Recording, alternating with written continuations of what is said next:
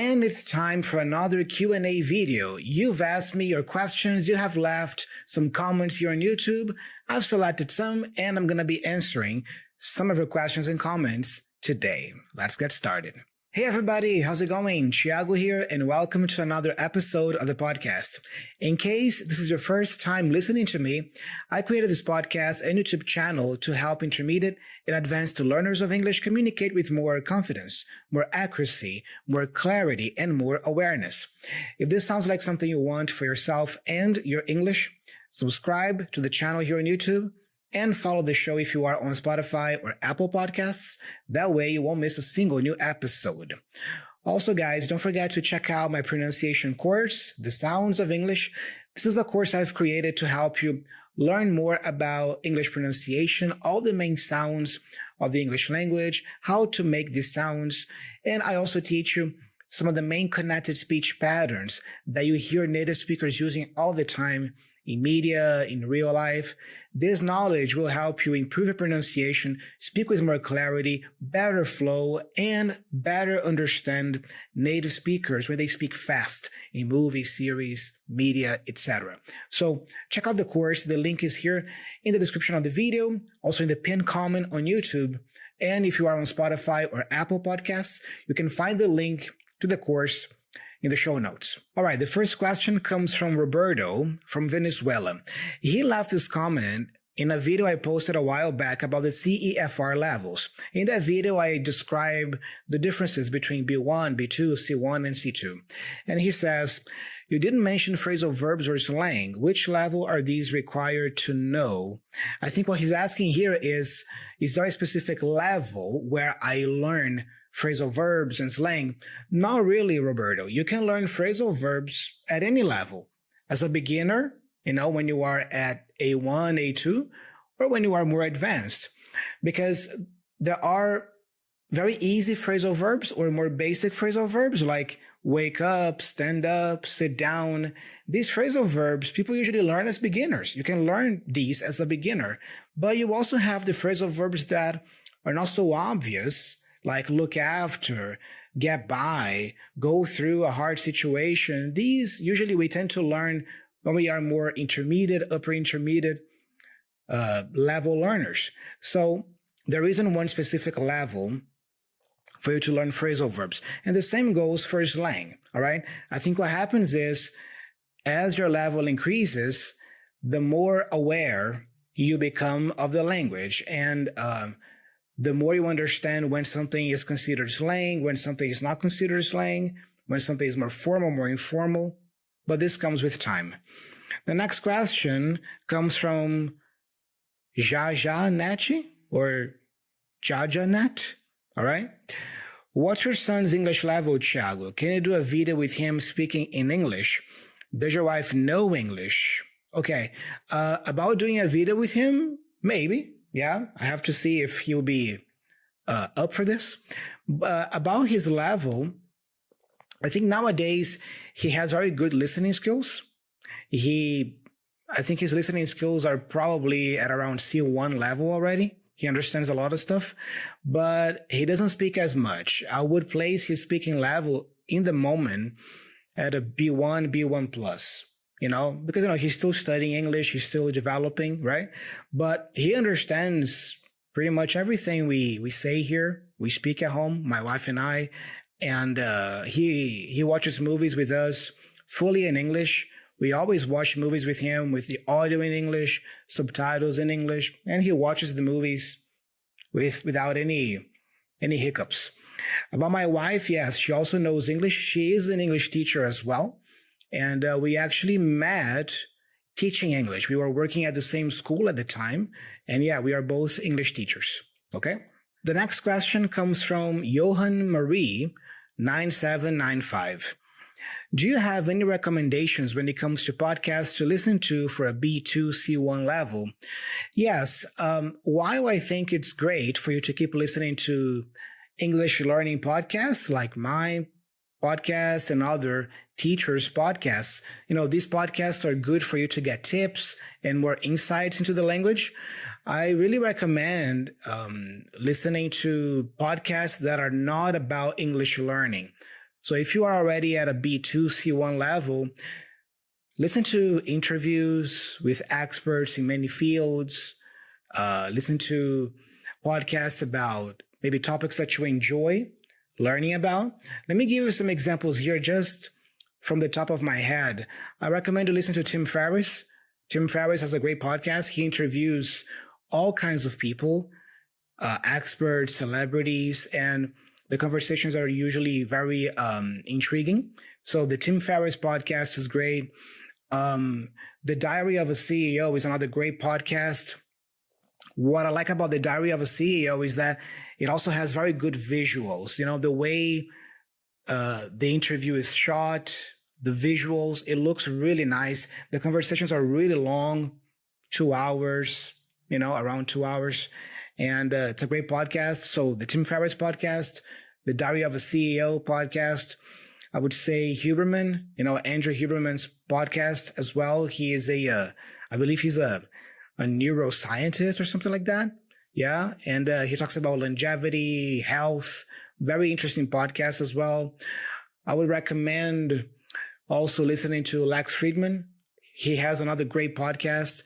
Just like Tim Ferriss, he interviews all kinds of people, experts, celebrities, So these are some podcasters, I would say, I would recommend for B2, C1, or even C2 levels.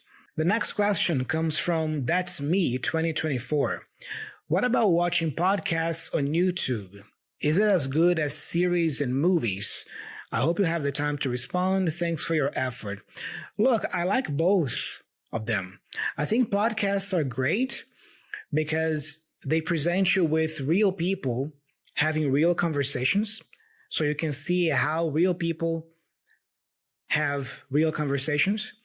The audio quality of a podcast is usually higher, I believe, because they use better microphones up close. So the audio of a podcast is crisp, crystal clear. For English learners, this is excellent for you to practice listening in English. But I also love movies and TV series. They are fun. It's a great way for you to practice your listening skills while having fun. So I recommend using both.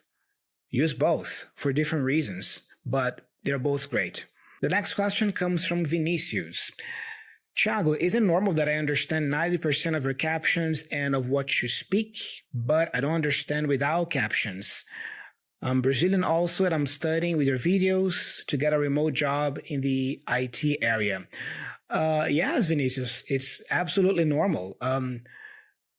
The captions, the subtitles help because you are relying more on your eyes, on what you're reading, than on your ears. So it's normal for you to understand better with the captions for now. It's part of the journey. But if you keep studying, if you keep practicing, it will come a time when you're not going to need the subtitles anymore, or the subtitles will be irrelevant to you because your ears are really tuned in or trained to understand the sounds. So my recommendation is watch also videos without subtitles. Look for other content online, movies and series without subtitles, and start testing your ears as well. Okay? The next question comes from Priscilla, and she actually wrote in Portuguese. Quais livros de gramática recomendam? She's asking, which grammar books do you recommend? Grammar in Use. These are my favorites. So there are 3 levels. You have the Essential Grammar in Use. That's a red cover. This is for beginners. You have Grammar in Use. That's for intermediate learners. It's a great book. It's blue. And you have the green one, which is the Advanced Grammar in Use. I recommend you start with the blue one. Okay? The blue one is great, the intermediate one. Unless you are really basic, then you buy the red one. But get the blue one. Grammar in Use is going to suit you very well. The next question comes from M4TH3U. Hey, Thiago, I'm your fan, man. I wanted to ask you something. Can you understand The Walking Dead clearly? I can understand a lot of things, but there are some times when it is impossible to understand. Can you tell me if it's normal or if it's really hard to understand TV shows like that? Yeah, I've seen The Walking Dead too. I like it. And I think it's normal. I think that some TV series are naturally harder than others. For example, if you watch Friends or Seinfeld, it's going to be easier for you to understand, I believe, than maybe watching something more action-oriented or action-packed like The Walking Dead. It's normal. But also, as I recall, the audio in The Walking Dead wasn't so loud either. Some TV shows have that. Like, it's the production, actually. It's more about the production, the post-production. The volume of the dialogue is really low. So it's kind of hard to understand, not because of the English, but because of the audio. The audio is just really low. And that's something tricky about movies and TV series, guys, because in a movie or TV show, we usually don't have just the dialogue. We have explosions, we have cars crashing and sound effects. So the mixers, they have to put all of that together. And sometimes what happens is they decrease the volume of the dialogue so that there's more dynamics, between the explosions and the dialogue. So I wouldn't be too concerned about it if you can't understand some things in The Walking Dead, because it might just be a post-production issue. The audio, the dialogues might just be too low. Okay. Next question from Mohammed Dahir. And the question goes, Teacher Thiago, how can I know the exact preposition that I should put after the verb? Look, I think you have to memorize it. There isn't a shortcut. For example, you have to memorize that you look after someone, not you look in someone. The preposition is after, look after. Or you have to memorize that you listen to music, not listen of music.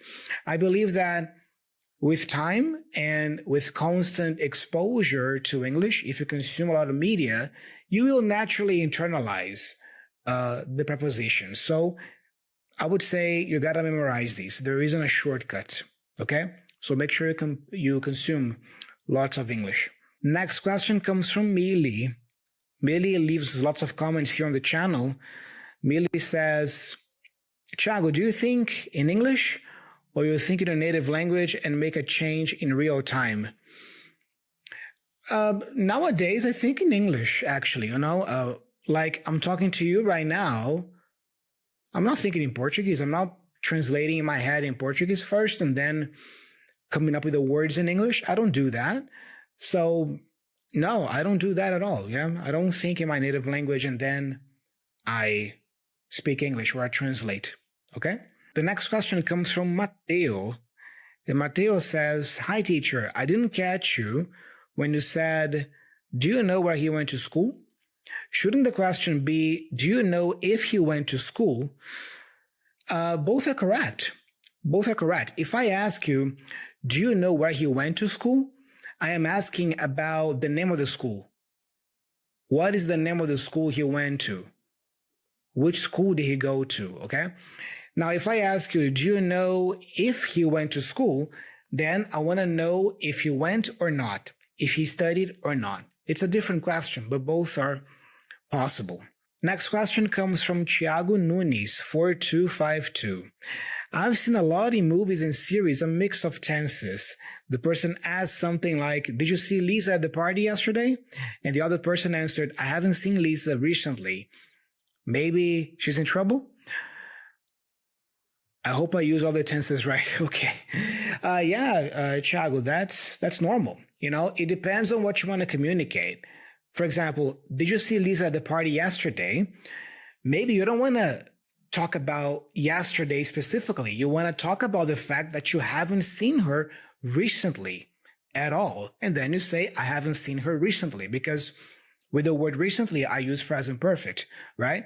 But if you want to talk specifically about yesterday, then you could say, no, I didn't see her yesterday. So yeah, it's normal. That's why it's important for you to keep watching movies and series and look at the context as well, because the tense you're going to use will vary depending on what you want to communicate.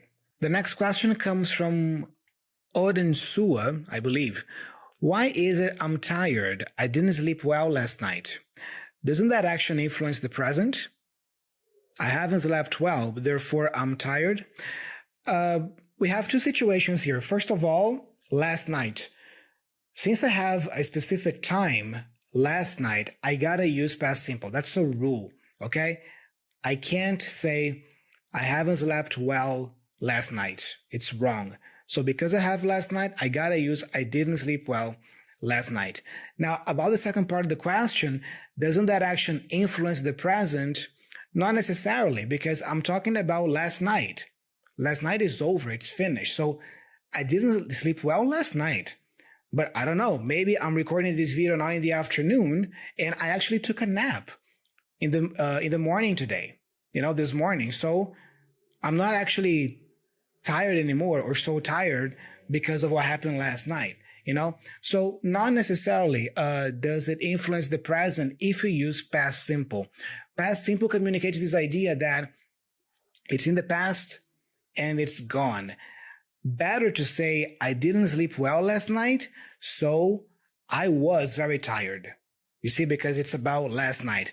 Now, if I want to tell you about now, I would use present perfect. Like, I'm tired now, and I haven't slept well recently, for example. Okay? Cozy sounds. I've been learning English for almost 2 years now, and I'm studying on my own without any course. I checked my English level on an English score app, and it said that my English level is at B2, and also the speaking is at B2.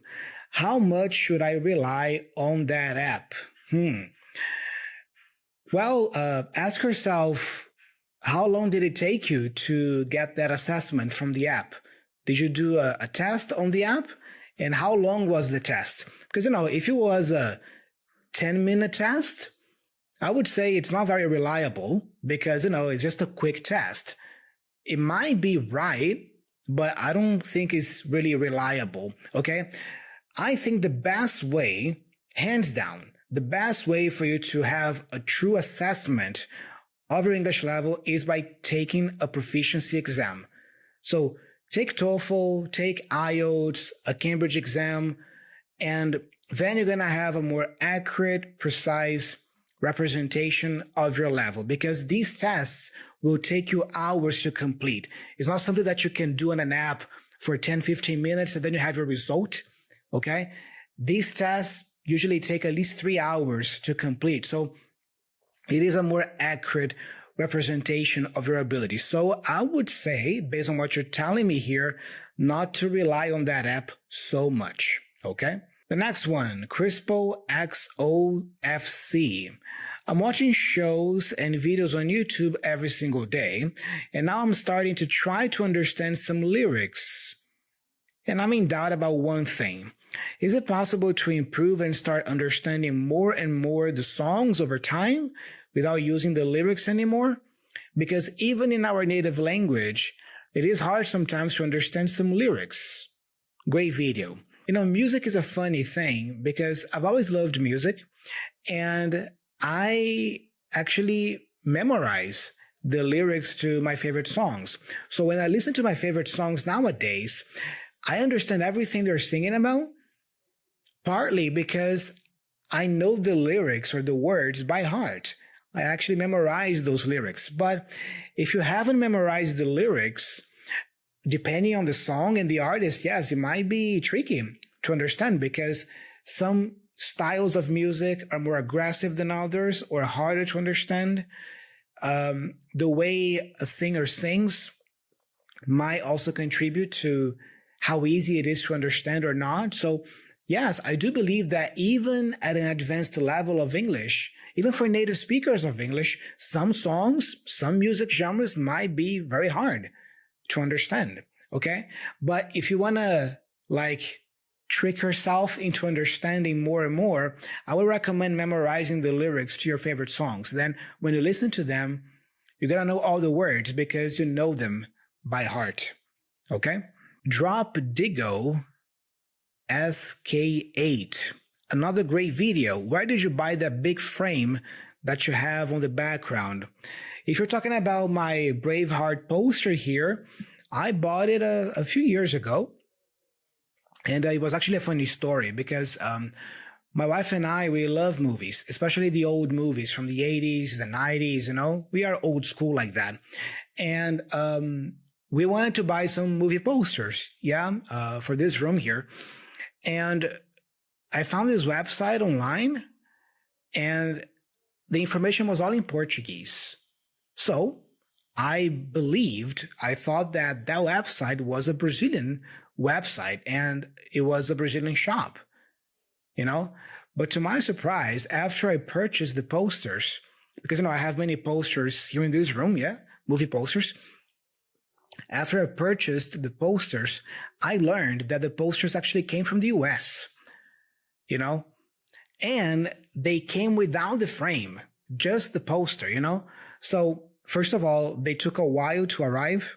Second of all, I had to pay an exorbitant amount of import tax to have access to these posters. And I still had to pay to have them framed. So at the end of the day, these movie posters you guys see here, I think I spent at least double of what I originally had paid for them. It was really expensive, but, you know, I love these posters, and I'm glad I bought them, actually. Next question comes from Humberto Silva, 4344. I came here to post a doubt I have.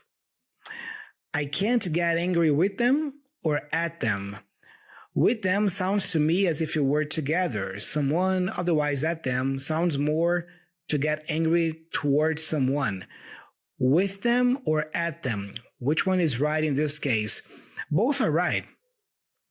Both are correct, you know. They are used interchangeably. Sometimes you hear people saying, hey, don't get angry with me. Hey, I'm not angry with you. Or you hear people say, hey, don't get mad at me or angry at me. Hey, I'm not angry at you. Both are used interchangeably. There isn't right or wrong here. So you can say angry with someone or angry at someone. The next question comes from this user. Hi, Thiago, I have a question. If I don't translate all the time, does that mean that when I encounter some word that I don't know, I should guess the meaning when I finish reading it? Okay, I guess the question here is translate or not translate, right? Look, if you have a word that you don't know, maybe you are reading a book and then you see a word that you don't know, the first step, in my opinion, should be look up that word in an English to English dictionary. Okay? And read the definition in English first and try to understand the meaning. If after doing that, it's still not clear to you, then you can go ahead and check the translation. But I think my problem is when you use the translation as your first option. Whenever you don't know a word, you immediately translate. No, don't do that. Whenever you don't know a word, try to read the English definition for that word and some example sentences. Okay? After that, if it's still not clear, then you can translate. But I would recommend avoiding translation as much as you can. Daniela asks, Thiago, I'm moving to the USA and I consider myself almost fluent. What can I do there to reach fluency? P.S. My daughters and I are moving. My husband is Polish, but lives there for 30 years. Okay.